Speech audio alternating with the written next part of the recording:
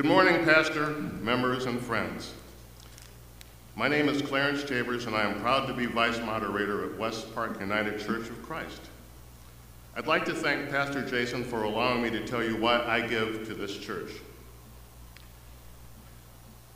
Some of you may not be aware of what the Vice Moderator does. The one thing the Vice Moderator does that is different from the average member, he or she goes to a lot of meetings. This enables the future moderator to learn about the different committees, how they work separately and in concert with each other. As important as the functions of the various committees is learning about the personalities, expertise, and dedication of the members of the committees. I will touch upon this later. We are all aware that a church needs money. Lights, heat, and water are not free.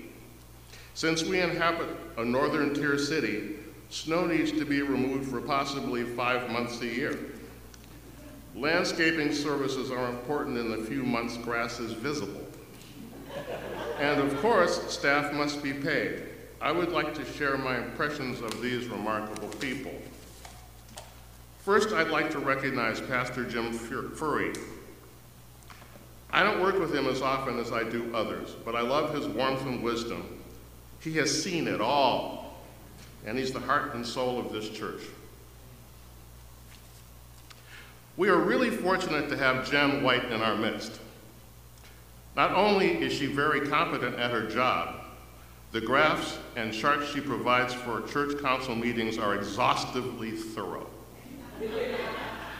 Our web presence is analyzed from every angle for breadth and depth of outreach, and together we are working to make the info even more specific to our needs. However, the greatest thing about her, to me, is her upbeat personality and friendliness.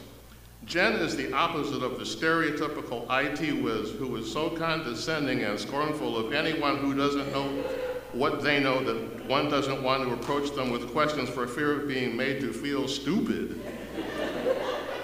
She is so kind and reassuring us that it is not that difficult, and she will gladly help us if we have any reservations about learning our new system. To my way of thinking, Jen is the perfect person to gently drag us, kicking and screaming, into the 21st century.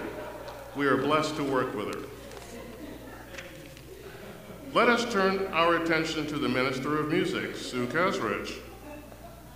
Catherine and I met Sue years ago before her son Nathan was born, and Sue was music director of the church that rented space from the dearly departed Cove United Methodist Church. We knew Sue as a nice young lady who played a lot of different instruments, but was not our director.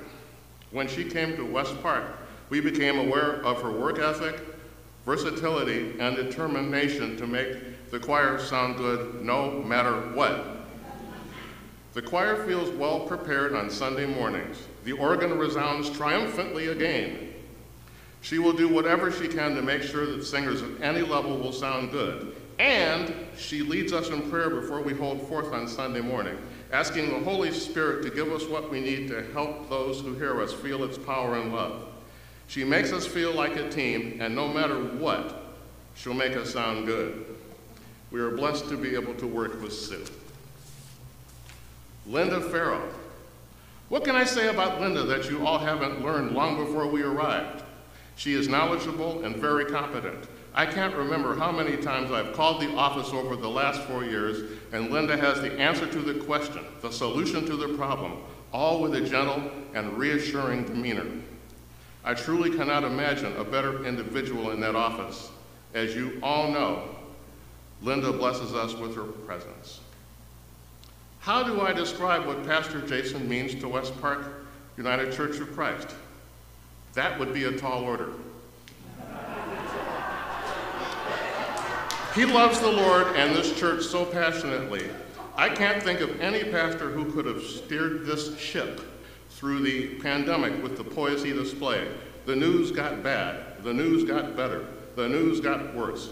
Yet he somehow remained a rock for us, no matter how his own emotions may have roiled, awash with dismay and uncertainty. Cam's Corners has dubbed him an emerging leader. I kid him by saying he's on his way to becoming a great man. His counsel has made my life better on more than one occasion. We are blessed that he is the shepherd of our flock.